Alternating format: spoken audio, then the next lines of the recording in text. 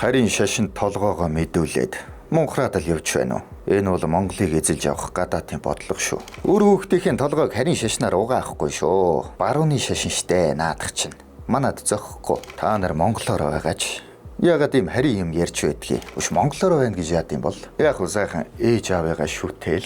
Би бол ер нь өөрөө аав хүн л дээ. Тэгээд миний хүүхдүүд намайг бол шүтээсэ гэж би ерөөсө боддгоо. Мэдээж намайг хүндлээсэ гэж бодно. Гэхдээ намайг шүтээд хэрэггүй. Ягаад вэ гэх юм бол би хүүхдүүдтэйгээ адилхан хүн, адилхан уурладаг, адилхан айдаг, бас адилхан амиа уддаг. Тэгэхээр мэдээж хүүхдүүд маань ааваа гэж дуудах болгонд би сонсоод авахгүй нь ойлгомжтой. Хүүхдүүд маань залбирх болгонд нь би сонсоод биелүүлээд авахгүй нь ойлгомжтой. Тэгэхээр намайг бол мэдээж шүтэж болохгүй. Ягаад гэвэл би хүн.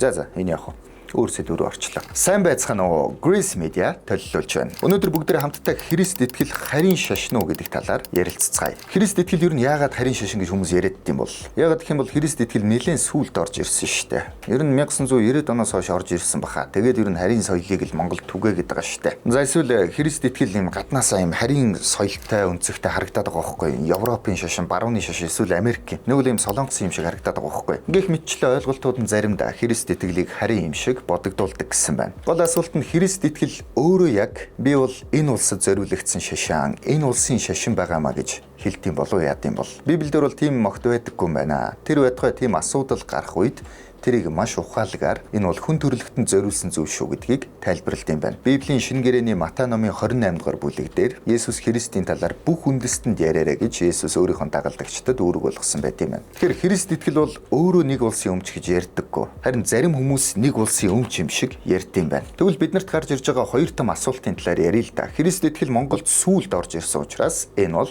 харин шашин гэж үздэг. Тэгвэл Христ итгэл Монголд ер нь яг хизээ орж ирсэн юм бол? Үнэхээр 1990 онд анхудаа орж ирсэн болов эсвэл өмнө нь байсан болов? Түүхийн олон их сурвалжуудад Христ итгэл Монгол нутагт аль дээрээс хойш байсан гэдгийг хэлсэн байдаг юм байна. Мэдээж түүхийн номуудыг бүгдийг нь хараад явах юм бол жоохон уйдгартай болж магадгүй. Тийм учраас та бүхэндээ зориулаад аль хэдийн хийгдсэн нэгэн баримтат кинон дээр Монголын түүхч эрдэмтэд юу гэж хэлсэн бэ гэдэг талаар шууд сонсоо явчих. Тэгэх юм бол илүү амар. За тэгэхээр энэ бичлэгийг хамтдаа үзье. Нүүдлийн иргэншлийн томоохон төлөөлөл болж дэлхийн түүхэнд бичигдсэн монголчуудын донд загалмайтны гэгдэх Христийн шашин онцгийн хэдэн үе шатгаар дэлгэрсний түүхэн улмөр алмогтын зах хязгаараас уул хадны дурсалт зураг археологийн олдруудаарч илэрдэг.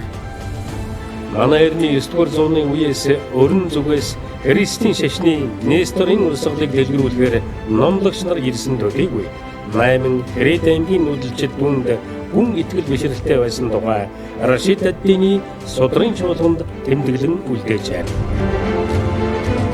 За тэгэхээр Христ итгэл Монгол нутагт 8-аас 9-р зуунд орж ирсэн гэж Рашид ад-Дины судрын чуулганд бичсэн байт юм байна. Гэхдээ зөвхөн Рашид ад-Дины судрын чуулганд шүү дээ. Тэрнээс өөр олон их сурвалжууд бас тэрнээс өмнө орж ирсэн гэдэг талаар бас бичсэн байдаг. Энэ талаар түүхчид бас олон зүйлийг хэлэх болно. Гэхдээ сонирхолтой нь зүгээр нэг юм номын баримтууд түүхэн их сурвалжууд дээр бичснээр бид нар бас дүгнэлт гаргалгүйгээр гадаад баримтын судалгааг давхар харах хэрэгтэй гэж бид нар өмнө нь ярьж ирсэн. Энэ нь юу вэ гэх юм бол түүхийн баримтыг археологийн олдвор болон бусад их сурвалжууд баталж гинэ үгүй юу гэдгийг хардаг. Тэгэхээр нэг өсөндөө түүхэнд яг бичигдсэн байд юм байж. Гол нь яг байсан баталгаа гэж одоо энэ манай нутаг дэвсгэр дээрээс олдож гин үү гэж асууна гэсэн үг. Тэгэхээр энэ талаар манай академич Цэвэн Дорж ийхүү хэлсэн байна. Нэмэх тэмдэгч гэж байгаа загалмаач гэж яриад байгаа энэ тэмдэг бол хүн төрөлхтний хувьд маш ихтэй өссөн.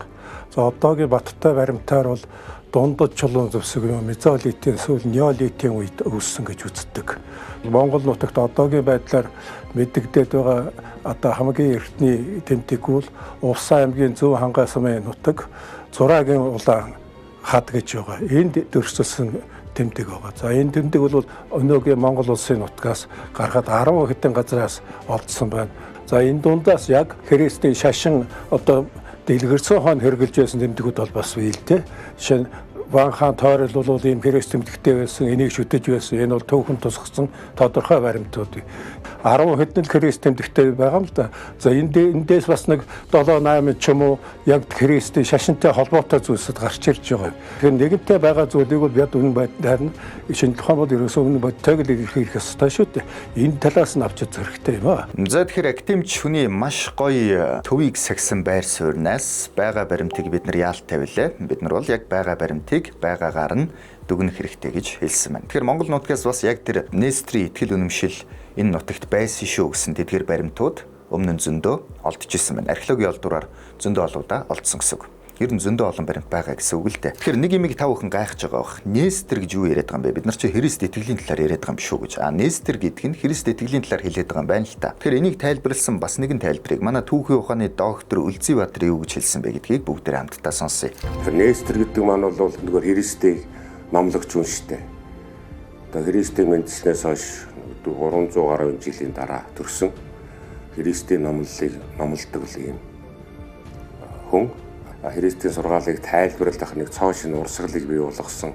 Түүнээсээ болоод тэгээд өөрийнхөө тэр нутаг Христ үтгэгчдийн нутгаас шахагдаж гарч ирсэн юм байна. Христийн шашны Нестерийн урсгал Азид нэвтрсний гол үүрэг гүйцэтгэсэн газар бол торгоны зам байсан гэж ном бүтээлдсэн. За тэгэхээр төрийн сойрхолд доктор маань Нестерүүдийн талаар ингэж хэлсэн байна. За Христ итгэл бол Монгол нутагт эрт дээр үеэс байсан юм байна. Тэгсэн ч гэсэн харин шашин мэдөө донгос ингэж хэлмээр байна. 9-10 дугаар зууны үед буюу яг их Монгол улсын өмнөх он жилүүдэд ямар байсан бэ гэдэг талаар түүхийн ухааны доктор археологч Эрдэнэбат ингэж хэлсэн байна. 9-10 дугаар зууны үеэс бол одоо Хэрээд 8 онгууд зэрэг ертөнцийн Монгол авах аймагуд анхлан Христийн шашны энэ Нестор урсгалыг хүлээн авч дагаж бишрэх болжээ.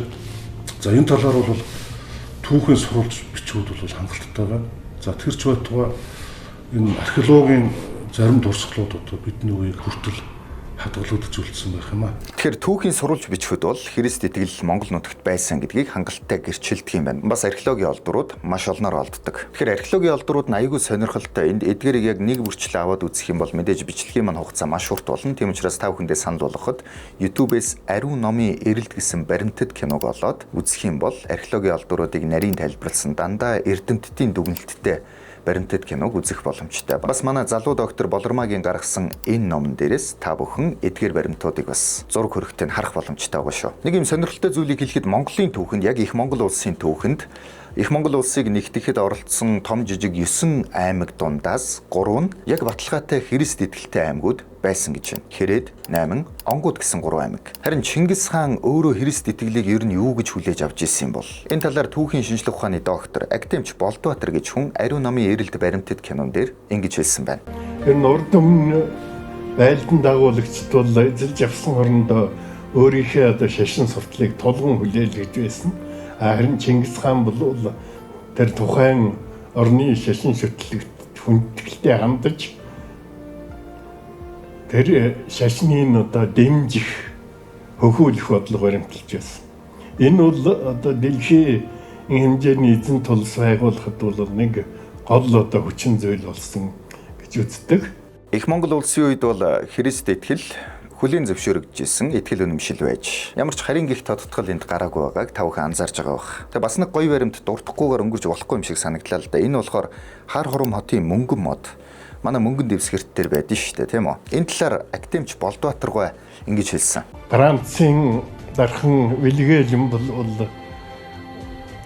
тэн мөнгөн мод одоо босгохтой бол оройд нь бол ангел бурхныг одоо залсан байгаа.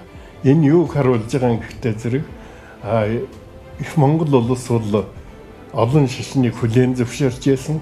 Тэрний дундаа ер нь Христийг хүлээн зөвшөөрч байсны одоо баталгаа юм л да.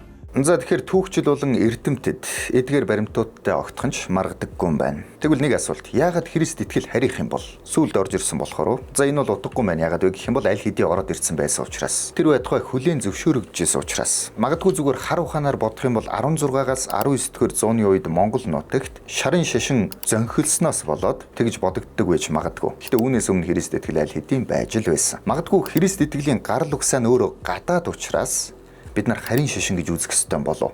Тэгэх юм бол яг н монголчууд бүтээгээд гаргаад ирсэн шашин гэж бас байхгүй л да. Бас дээрэс нь Христ итгэл өөрөө бусад бүх улсын хувьд харин шашин болж хувирах болно гэсэн үг. Яагаад вэ гэх юм бол Есүс Христ өөрөө юдэ хүн байсан. Библиэлд бичснээр Бурхан хүн төрлөختөнд өөрийгөө таниулахын тулд Халдын уур буюу өнөөдрийн Ираны өмнөд хэсэгт байсан Авраам гэж хүнийг дуудаад тэгээд тэндээс Израиль үндэстнийг үүсгэн байгуулсан гэж Библи хэлдэг. Тэгээд Израиль үндэстнэр дамжуулан бүх хүн төрлөختөндөө ажилласан гэдэг утгыг Библийн бүхэл номууд дээр Библийн турш гарч байгаа тэр одоо санаан дээр тодорхой хэлдэг. Хэрвээ гарал угсаа ярих юм бол Христ итгэл тэр чигтээ Израиль болох болно. Энэ нь юу гэсэн үг вэ гэх юм бол бүхэл улсын хувьд, Израилаас бусад бүхэл улсын хувьд, та бидний мэддэг Америк, Солонгос, Европ гэх мэтчлэн бүхэл улсын хувьд Христ итгэл харих болно гэсэн үг. Ер нь Христ итгэлийн түүхийг ингээд товчхон бодоод үзэх юм бол Христ итгэл Израилаас гараад Ромын нөлөөгөөр Европт төгсөн, торгоны замаар тухайн цаг үед Төв Азад төгсөн, тэр дунд нь бас Монгол орж байгаа. Удахгүй Европт харанхуй үе буюу католик шашны 900 ноёрхсон 5-аас 15 дугаар зууны үед тэгээд Христ итгэлийг бас буруугаар ашигласан. Католик шашин өөрөө төрийн байгууллага болж хувираад засаг захиргаа нь өөрөө шашны захиргаа болж хувирсан нь Христ итгэл бас яг тухайн газар нутагт утгаа алдахад хүргэсэн. Эннээс болоод олон сөргүүр дагаврууд гарсан.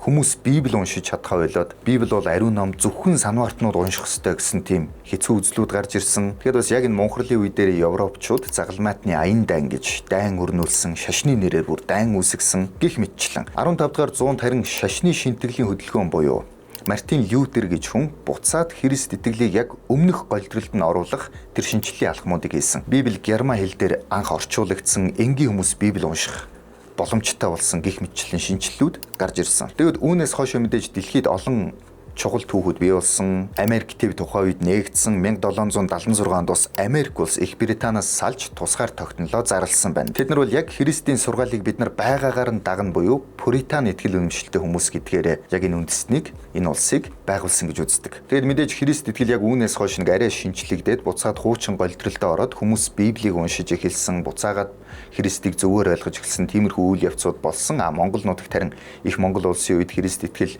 Нестор итгэл хөгжижл байсан, байж л байсан яг тухайн цаг мөчүүд өнгөрлөө. Харин 16 дугаар зуунаас хойш бол Монгол нутагт бол буддын шашин зөнхөлж бид нар манжин дарлалын үед бид нар шарын шашинтай байсан гэж түүхэнд хэлдэг. Дэлхийн 2 дугаар дайнаас хойш бол яг өмнөд Солонгос улсад Христ итгэл хүчээ авсан байдаг. Тэгээд маш хурдцтай хөгжөөд Солонгос улс Азийн хамгийн нөлөө бүхий Христ итгэлтэй улс болж хувирсан байдаг. Солонгос улс өнөөдөр дэлхийд хамгийн олон мишнеруудыг илгээсэн буюу Есүс Христийн талаар сайн мэдээ гэж ярьдаг үүнийг түгээх хүмүүсийг дэлхийд дахинд илгээсэн гэж үздэг юм байна. Хамгийн олныг штэ бусад бүхэл улсууд илгээж л байсан. За тэгэхээр нэг иймэрхүү юм болжээ. Тэгэхээр Христ итгэл яг хинийх нь юм бэ? Европын юм уу? Ром руу анх дэлсэн Ромынх юм уу? Эсвэл Америкт хүчээ авсан Америкийнх юм уу? Эсвэл сүүлийн үед бас Азид хүчээ авсан Азийнх уу? Африкийг харахаар Африк аягүй хүчтэй байгаад Африкийнх юм болов уу гэж. Харих гэх юм бол бүгднгийнх нь хувьд харих. Харин Христ итгэл өөрөө хэлэхдээ энэ бол бүх үндэстэнд зориулагдсан гэж хэлдэг. Тэр би та бүхнээс нэг зүйлийг асууя л та.